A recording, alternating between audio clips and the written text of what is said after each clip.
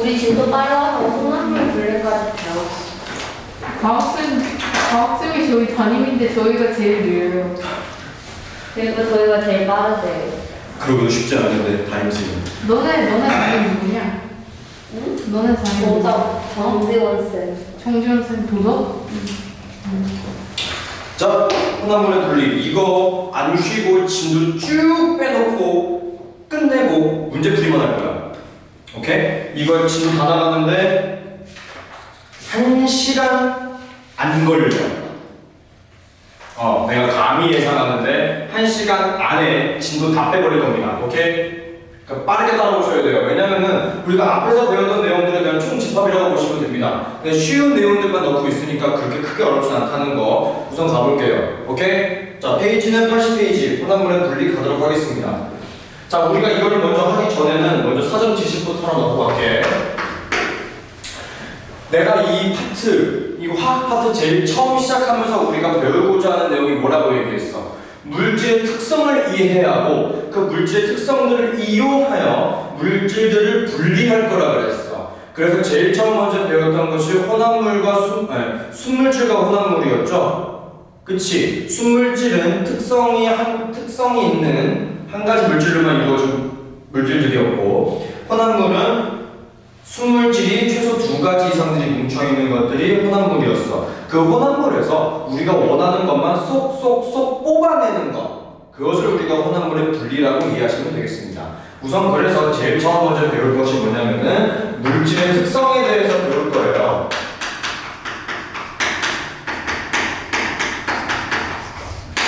배운다기보다는 그냥 저번에 배웠던 것들을 복습한다 이해하시면 되겠습니다. 제일 먼저 우리가 물질의 특성으로 배웠던 것은 끓는 점이었죠.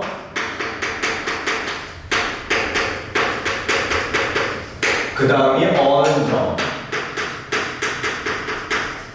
혹은 녹는 점이라고 이야기를 했고요. 그 다음으로 배운 게 뭐니? 그 다음에 배운 게 밀도. 그렇지, 밀도. 근데 밀도를 저희는 처음 배웠어요. 순서가 조금 달라졌구나. 오케이, 그럴 수 있어요.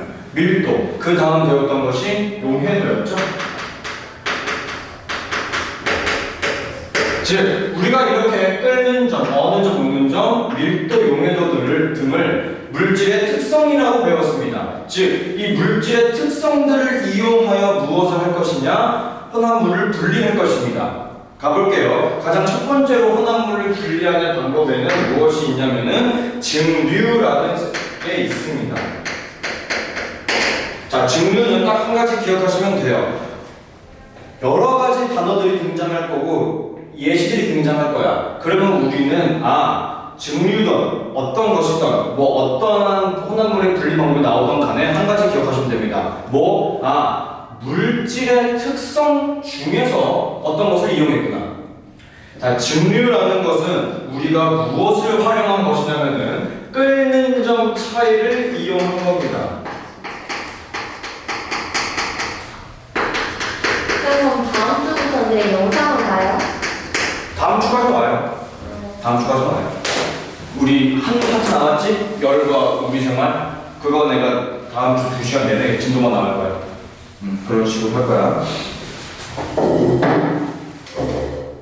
자, 글씨가 확 올라가 버렸네. 자, 증류는 끓는 점 차이를 이용하는 것입니다. 자, 이제 액체 상태의 혼합물에서 물과 에탄올을 섞을 건데, 내가 이거 강의하면서 계속 얘기했어. 에탄올의 끓는 점이 몇 도?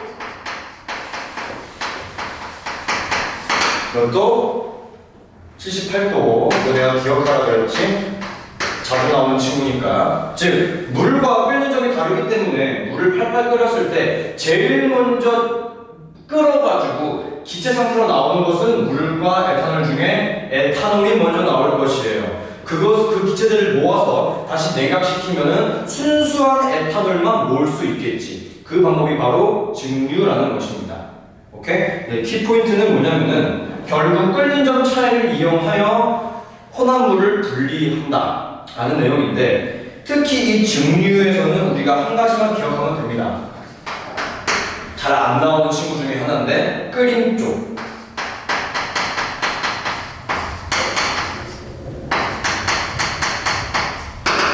자, 이 끓임족이라는 것은 뭐냐면요. 우리가 지금부터 하고자 하는 이 중류도 하나의 과학 실험이 될 거야. 이 실험에 직접적인 영향을 주지 않지만 실험 과정에 속도를 빨리 해주는, 더 빠른 시간 내에 결과를 내게 해주는 촉매 역할을 해준다고 생각하시면 돼요. 촉매 역할을 한다고 이해하시면 됩니다. 됐어요? 아하, 끓임 쪽은 실험 결과에 직접적인 영향을 주지는 않지만 촉매 역할을 하는 것이 바로 끓임 쪽이구나. 그렇게 이해하시면 됩니다. 자, 그리고 여기 예시로 등장하는 게 두 가지가 나오죠. 바닷물에서 식수 얻기, 탁한 술에서 맑은 소주 얻기. 예시들은 여러분들이 각자 알아서 공부를 하셔야 되는 부분이고요. 밑에 나와 있는 그래프를 한번 봅시다. 가열곡선 그래프예요. 첫 번째 온도가 일정해지는 구간에 등장하고 그 이후에 한 번 더 등장하게 되는 것이지. 그렇게 되는 겁니다. 자, 제일 첫 번째로 끓는 점이 위치하는 여기는 에탄올의 끓는 점이 될 것이에요. 그쵸? 에탄올의 끓는 점이 될 것이고, 에탄올의 끓는 점은 몇 도? 78도가 될 것이고, 그 다음에 온도가 일정하게 유지되는 이 구간은 물의 끓는 점이 될 것입니다. 이 물의 끓는 점은 몇 도? 100도가 됩니다. 이 가열 그래프를 이용하시면 되겠고요. 자, 나머지는 다 쉬운데 네 번째에 나오는 원유의 분리만 우리가 한번 공부를 해볼게요. 원유의 분리.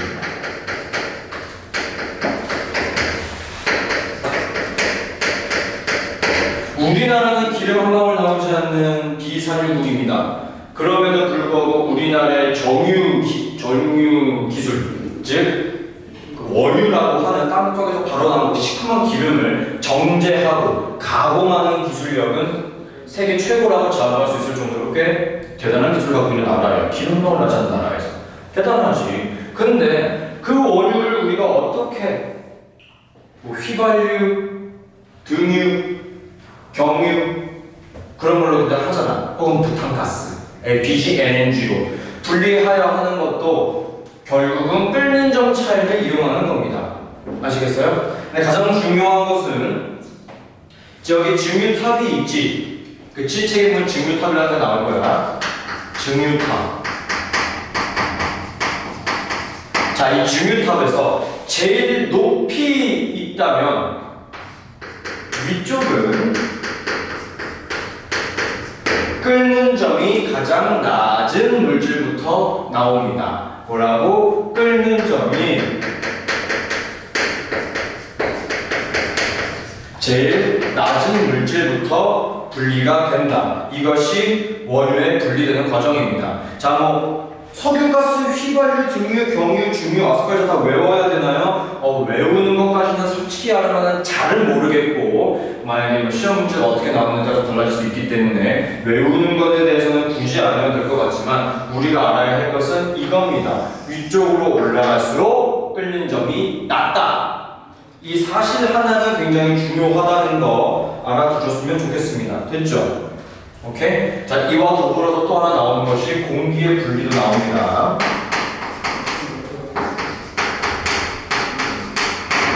공기의 분리도 나오게 된다는 거. 근데 얘도 마찬가지예요.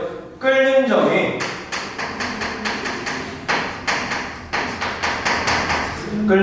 낮은 물질이 가장 먼저 분리된다. 가장 중요한 사실이니까 꼭 알아두시면 좋겠습니다. 됐나요? 그냥 이렇게 이해하시면 되는 부분이야, 이 파트는. 넘어가도록 하겠습니다. 다음.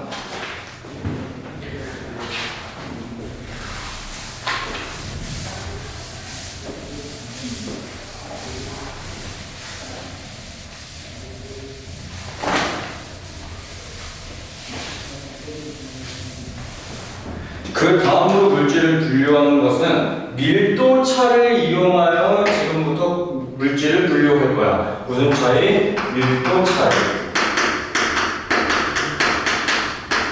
밀도 차이를 이용하여 물질을 분류할 것인데, 자, 이 밀도라는 친구는 가장 중요한 특징이 있었어. 뭐냐면은 밀도는 부피분의 질량. 그렇지 질량이었고 또 밀도가 큰 아이는 가라. 그렇지 가라앉고요.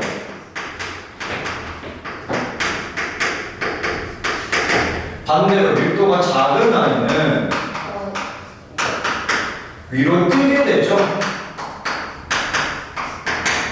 이러한 특징을 활용하여 물질들을 분리하는 겁니다. 첫 번째로 나오는 것은 고체 혼합물을 우리가 분리를 할 것인데 이러한 비커 혹은 통에 물을 가득 담을 거야.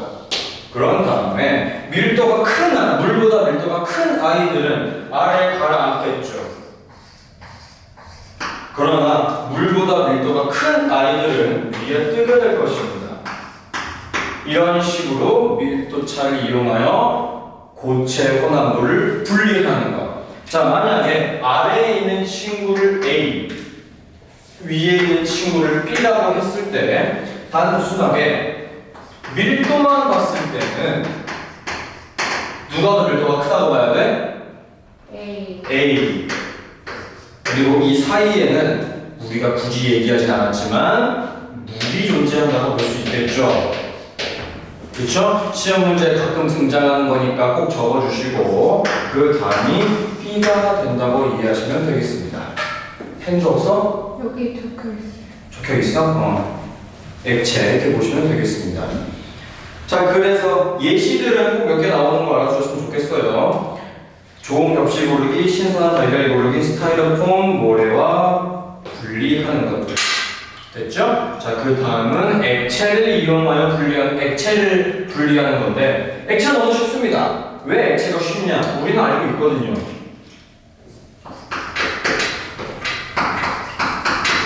물과 식용유를 더하면 누가 물에 뜨죠? 식용유. 그렇죠. 그렇다는 소리는 밀도로만 봤을 때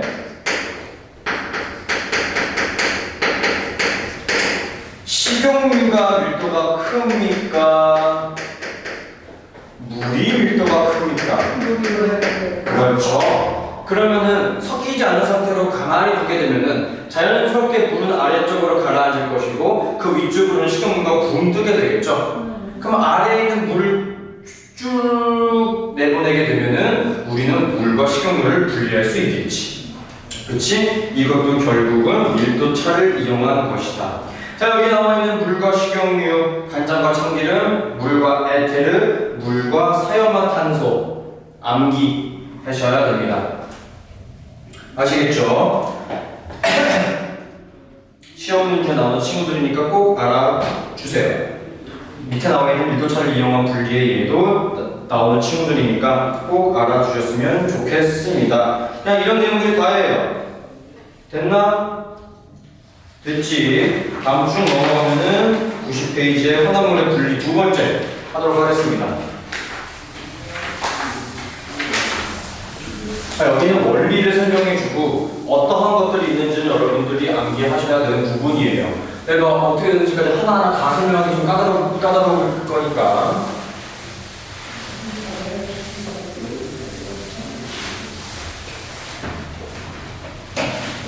다음 재결정. 여기서부터가 조금 힘들게요. 재결정. 얼리는 거 아니에요? 맞아요. 자, 재결정은 우리가 배웠던 것 중에 용해도를 이용하는 것이라고 보시면 됩니다. 우리 용해도는 우리가 어떻게 했었냐? 처음 온도에서 녹을 수 있는 용질의 그람 수 빼기 맞지? 나중 온도에서 녹을 수 있는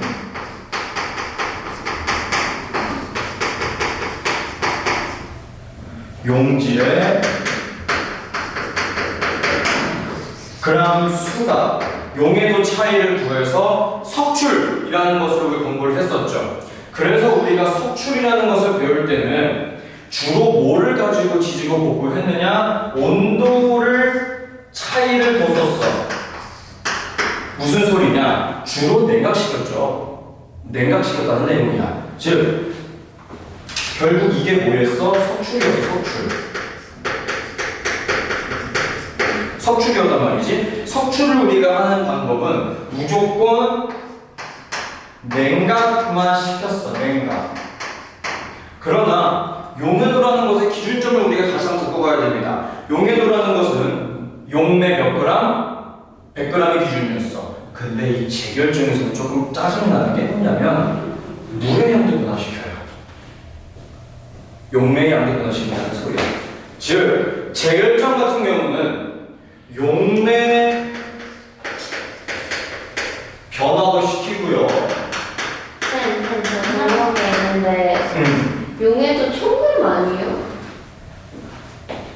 그거는 염류, 염분이 물 해수 1000g 안에 녹아 있는 거.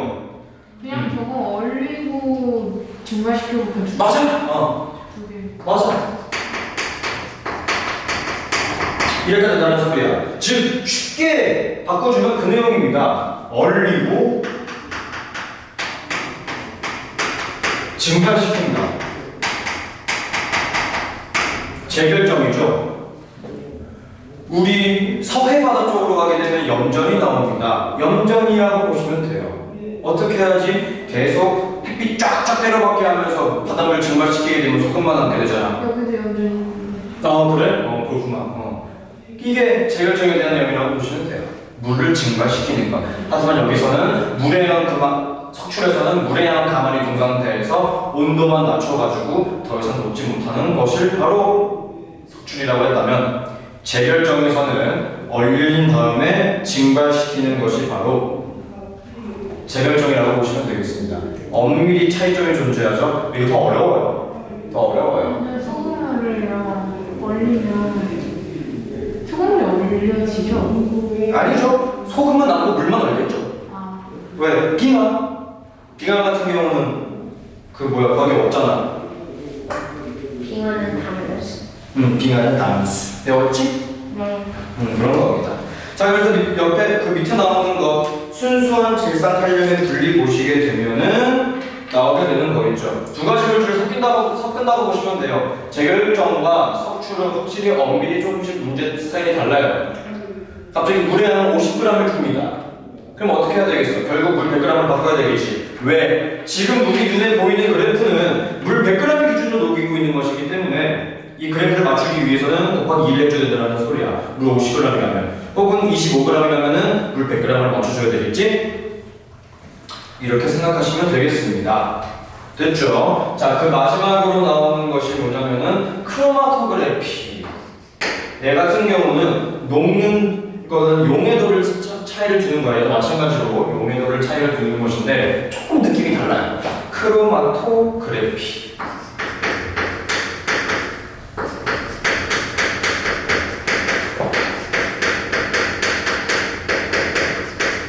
얘는 거름종이에 혼합물을 넣은 상태에서, 얘들아 우리 휴지를 물에 끄트만에 딱 담그면은 담근 분만 젖나요? 쭉 물이 타고 올라가나요? 물이 타고 올라가게 되지. 그렇지. 그렇게 되면서 물이 타고 올라가면서, 혹은 물이라고 표현 안 되겠지. 용매가 녹이는 물질이니까 용매가 타고 올라오게 되면서 용질들, 즉 혼합물을 녹이게 되는 거야. 그 녹는 속도, 그리고 누가 더 많이 녹고 누가 덜 녹는지에 따라서 분리되는 위치가 달라지는 것이 바로 크로마토그래피입니다. 아시겠나요? 그런 것입니다. 즉 이동 속도 혹은 녹는 속도에 따라서 달라지게 되는 것이 바로 크로마토그래피에 대한 특징이라고 보시면 되겠어요. 자, 여기서는 우리가 하나만 기억하시면 되는데, 이렇게 되어 있는 곳에 넣을 거야. 오케이? 자, 그러면은 여기에 물질 A가 있을 거고 여기에 B가 있을 거야. 그럼 우리는 이렇게 얘기를 할 수가 있습니다. 이동 속도를 어떻게 볼 수 있냐?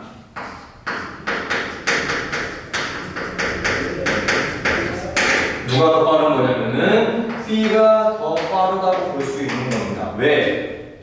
물에 녹았지. 그리고 물 타고 올라갔지. 근데 걸음종이가 물로 다 젖어가지고 물이 더 이상 녹지 못하는 상태에서 지금 물이 사라졌어. 그러면은 녹은 물질을 다시 재결정되겠죠. 물이 완전히 사라졌으니까. 그치? 더 빨리 이동했다면 더 높은 곳에 위치할 것이고, 더 천천히 이동했다면 낮은 곳에 위치하겠죠.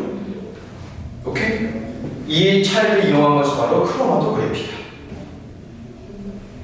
밑에 나와 있는 특징들 몇 가지 한번 쓰고 갈게요. 크로마토그래피 같은 경우는 간단합니다.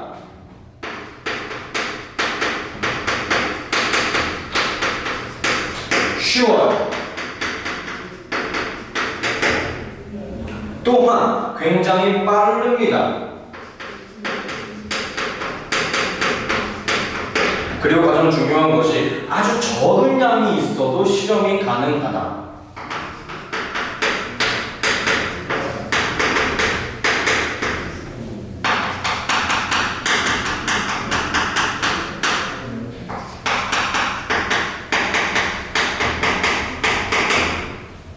됐죠? 성질이 비슷하거나 복잡한 혼합물도 한 번에 분리될 수 있다는 것이 가장 중요한 특징이 되겠어요. 여러분들은 이렇게 이해하시면은 혼합물의 분리 파트는 끝납니다. 오케이? 문제 풀어보세요.